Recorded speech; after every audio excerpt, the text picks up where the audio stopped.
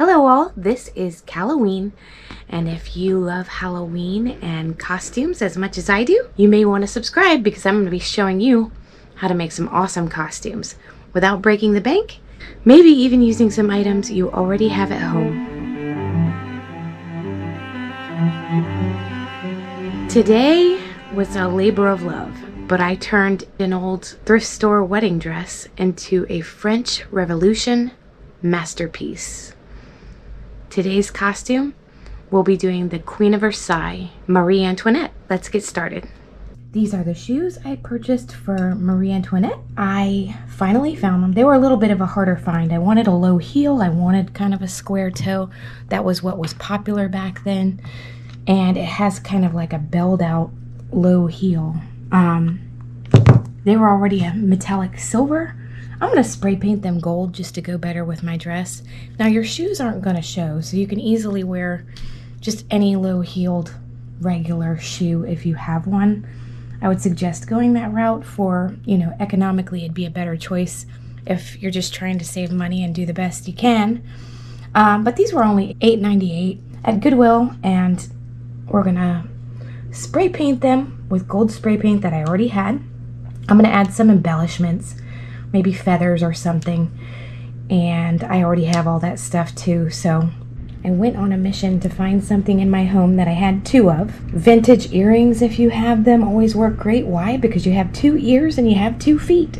But I want something to go right in the middle here to accent. So I found 2 really pretty barrettes. They belong to my mom. Real pretty little barrettes that I'm going to use for that middle accent in the shoe. And I'm just going to clip them on like you would clip it into your hair. I'm going to clip it around the center.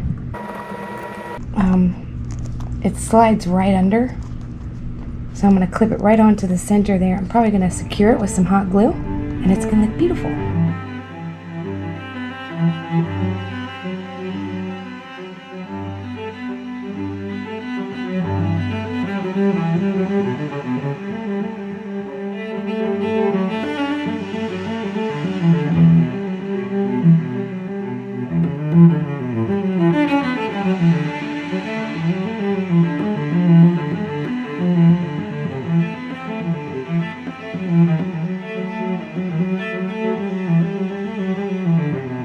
Here I have a beautiful wedding hat that I found at Goodwill for $7.98. I will put down in the description how much I paid for everything. You can see the tag's still on it. $7.98 at Goodwill. Now I've been seeing these a lot lately. You just kind of got to dig for them. They're going to be in with the wedding dresses because most people, when they sell their gown, they sell the headpiece as well. And more on the 1980s and the vintage dresses is where you're going to find these hats. But you just kind of got to dig around for them. I'm going to be removing the netting, maybe keeping it for something else in the future. I'm going to remove that, and I'm going to be adding ostrich feathers. I'm also going to be spray painting the hat gold. They'll match the shoes and the dress. After I remove this, I'm going to spray paint that part gold. And I've got a brooch I'll be adding that I already had as well. I already had a lot of stuff, so I had actually bought these for Bjork's swan dress, and I didn't end up using them. So I've had them for months, and now I've got an opportunity to use them, so I'm going to use them. So let's get started on that.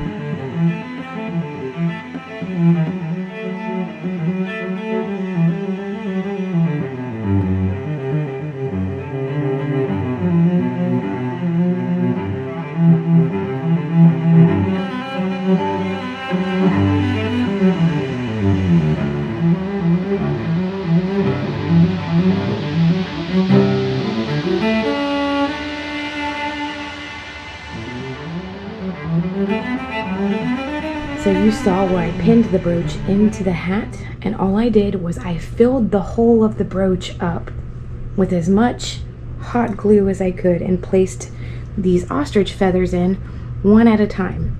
The brooch helps the feathers to stand up straight so that they're not folded and over the design of the hat. So it turned out really well. Now, if you recall, I don't remember, I was doing a costume and I needed the fringe. It was for the Mad Hatter. I had this row of jewels sewn on to a bra and I took them off and I kept them.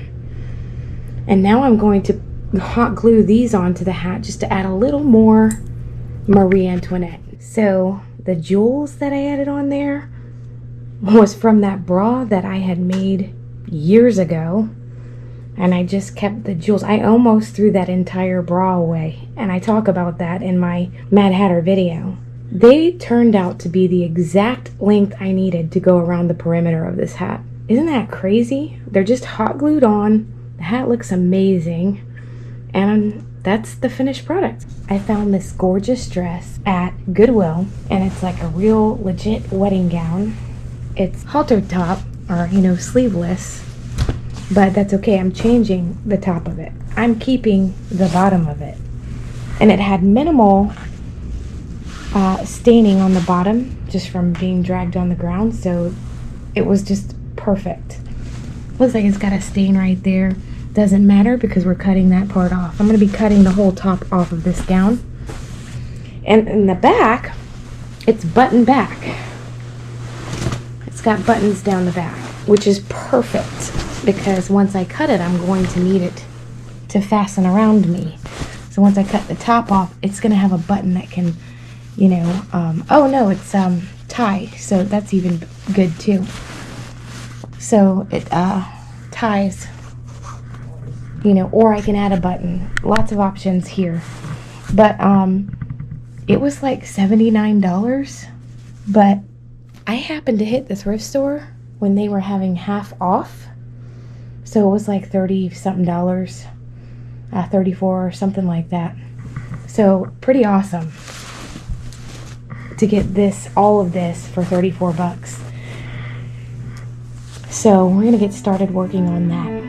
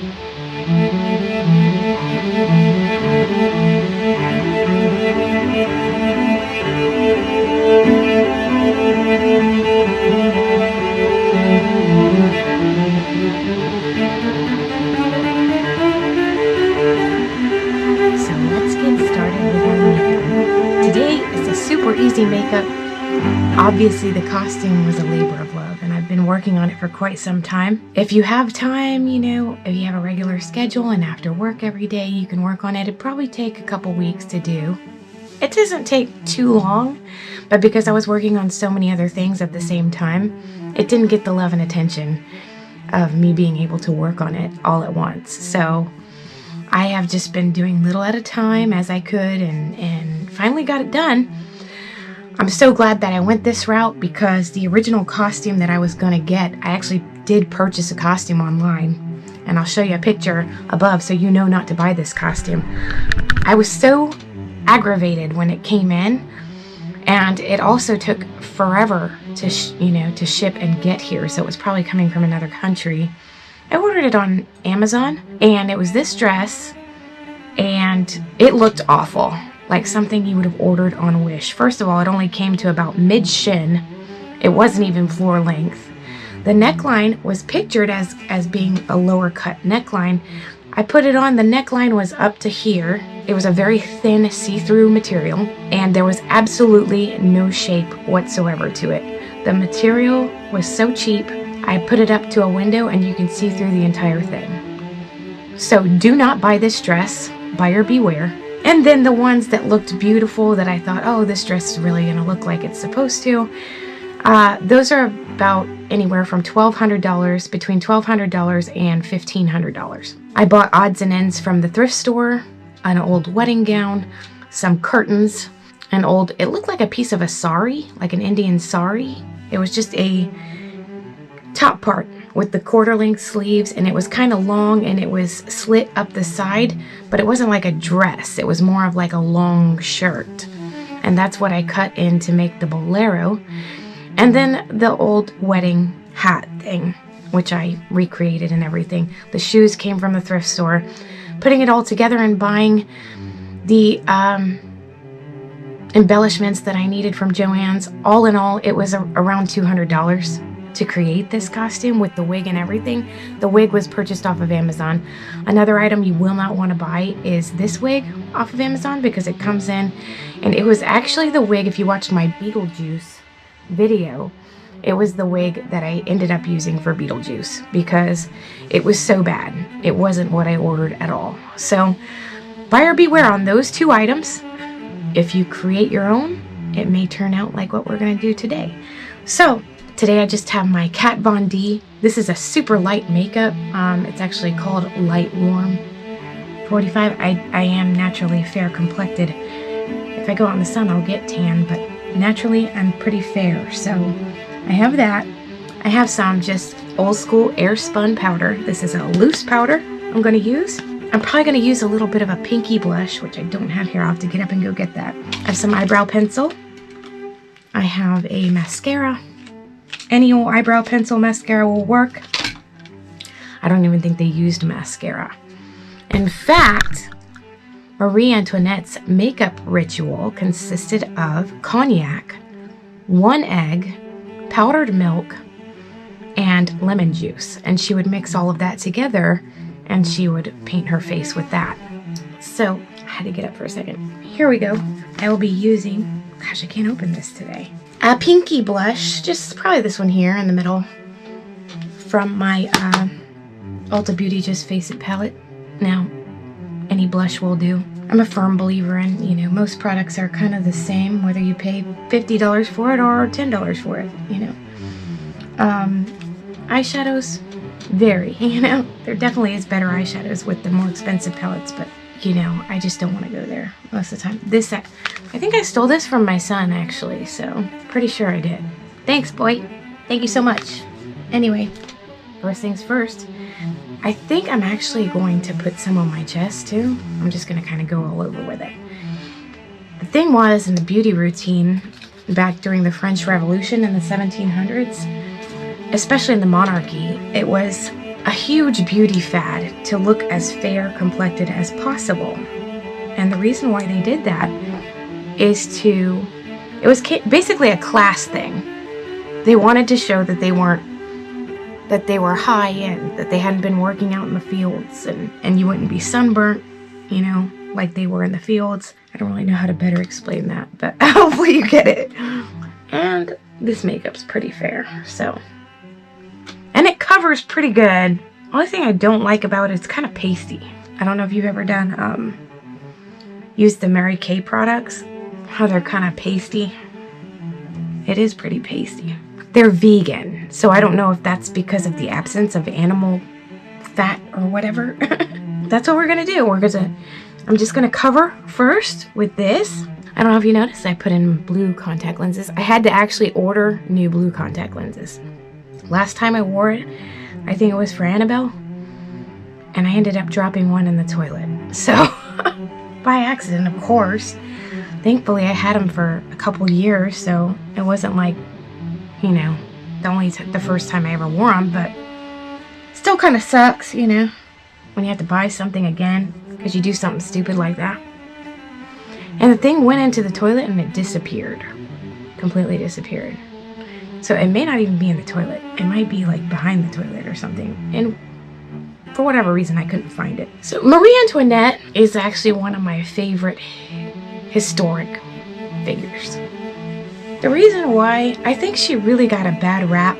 People didn't like her from the beginning. They didn't like the whole union of Marie Antoinette and Louis XVI. Louis XVI married Marie Antoinette when she was just 14 years old. And Louis XVI, if you've ever seen any movies on Louis XVI and Marie Antoinette, I mean, he was kind of goofy anyway. Like, nobody was really in favor of him taking the monarchy and him becoming king. And they really didn't like Marie Antoinette. Marie Antoinette, being just 14 and coming into such wealth from such a young age, of course, she'd kind of flaunt her wealth. That's what we do if we're very young. I mean, imagine inheriting that much wealth at such a young age. You would be doing stupid stuff with it, just like anybody these days would. You know, that's just what you do. You don't know anything yet. You're just like, ooh, money. I want the most expensive things, you know?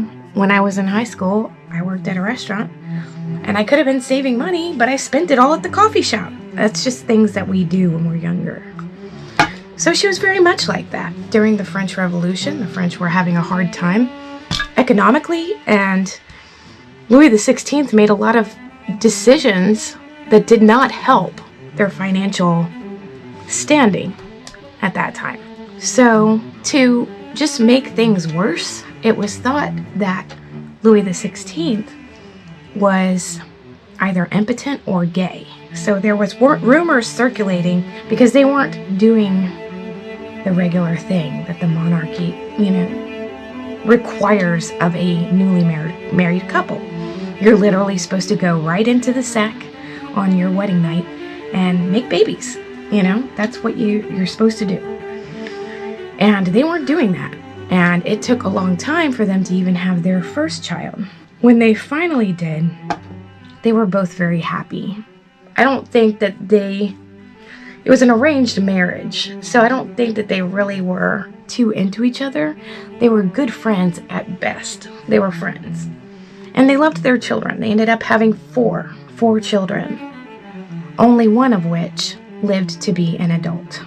Their third born died of spinal tuberculosis, which was devastating for both of them. During their marriage, Marie Antoinette became increasingly more hated by the French because of the way she flaunted her wealth. Now, as she got older, she started to calm down from that, but she'd do things like putting flour in her hair, when at the time, people went without bread there in France. You know, they couldn't eat, you know. That's where the term was born, let them eat cake. Now, that's a controversial statement because a lot of people in France today, and historians and stuff like that, believe that she didn't actually say that. What she said was more something like, let them eat brioche. Brioche is a French bread that's very rich, like a cake, I guess, or it would be like cake to somebody who only ate basic breads. So she didn't actually say that. She suggested that they eat brioche. So a lot of people have an issue with that quote defining Marie Antoinette. It was kind of hateful towards Marie Antoinette, actually, at the time, because she wasn't really like that, and as she grew older and had kids, like I said, she started changing, being more modest and things of that nature. As modest as she could be, being a queen. I'm pretty fair. I went up under my straps here, kind of put the makeup all over me, except for my arms and stuff. They'll be fine. I'm pretty fair anyway. Probably not that fair, but now I'm gonna throw some of this powder on. This is just air spun. If you don't know what it is, it's like, if you're from the 80s, it's what all of your grandmothers smelled like. Everybody had the air spun, and I bought myself some because I like the smell of it. It reminds me of my Meemaw. She had some air spun. She always had air spun. It smells so good. It's like, it's a different scent than baby powder, but it's kind of hard to describe. It's more floral, I guess. Anyway, I'm going to put this all over me, and more about Marie Antoinette. Like I was saying, she became one of the most hated queens probably of all time, because people felt like she was flaunting her wealth. Maybe she was ungrateful, or that she didn't care about the French. Just a couple of fun facts about Marie Antoinette. She had a 23-inch waist. I'm nowhere near that. But she had a 23-inch waist, and she actually really loved sweets. Her favorites were little cakes, or like, it would be like a petit four. But what she did, I guess, to maintain that figure is she'd eat all of her sweets in the morning. And then later on, she maybe would have like a broth or something for lunch, some kind of broth, and then a little bit of protein in the evening. So she was very regimented in her diet. She actually, at one point, dated Mozart, if you didn't know that.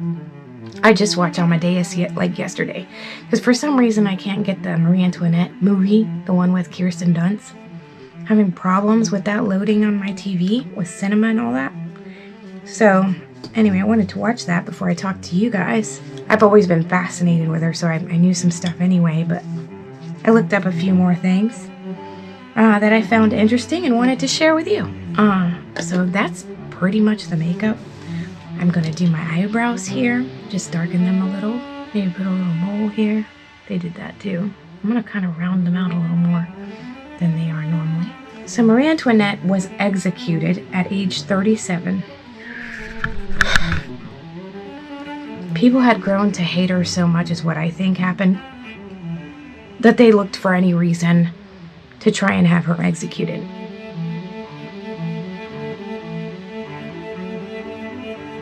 So supposedly she was executed because she squandered the nation's finances. She informed France's enemies of the incumbent war, and she instigated civil war in various regions of the Republic. Now, when you're watching, I watched like one of those documentaries the BBC or whatever puts on, and it was super controversial because a lot of people actually liked her, and I guess more people didn't like her. But you know, some people think, like I think, is that she really just was dealt a bad hand. You know, coming into this marriage, when people didn't like Louis XVI, they definitely weren't going to like her. She had no better chance of being liked either. So she was executed at age 37. And here is what gets me. This is more telling of her character than perhaps anything you might hear in a textbook. So as she's being executed, she's walking up to guillotine to be beheaded. And her last words were to a guard there at the guillotine when she accidentally tripped over his foot. She turned around and apologized to that guard for stepping on his foot. And that was her last words. So I don't think she's as bad as people think she was. I think there's plenty of people today that are far worse. What do you guys think? Do you like Marie Antoinette? Do you know much about Marie Antoinette? I mean, what do you think? Was she good? Was she bad? And there's a little bit of bad in everybody, you know? Or a little bit of...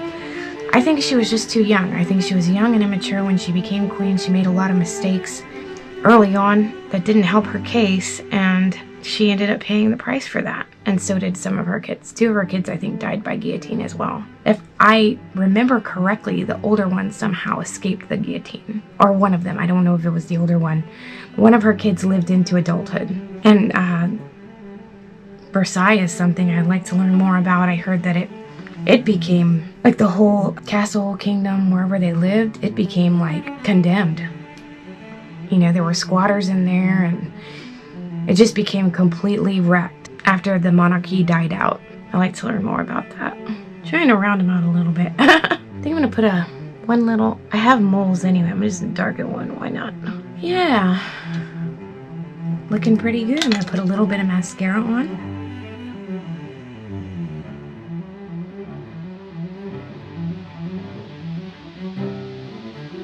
Now, unlike today, they weren't very good at like the whole knowing where to put a blush if they even used one. So cheekbones, no. It's kind of like just right in the middle. Like they just did a little circle or something. And I believe the guys did the same thing. You know, just a little circle. I've been nervous to put my dress on because it's just so much stuff. I mean, the way they dressed back then, can you imagine having to wear that all the time? I'll be miserable. And then I have just a real natural looking lip that I'm gonna put on here. It's like mauve color, nude-ish. I think it's the one I used for Nurse Ratched, so it does have some color to it. So far, so good. So, another cool fact, I made this fan because I was like, well, she has to have a fan, right? And I found out in my research that Marie Antoinette received a diamond-encrusted fan from her uncle as a wedding gift. So I thought, this is great. Let's make a fan. Let's go take some photos. Let them eat cake.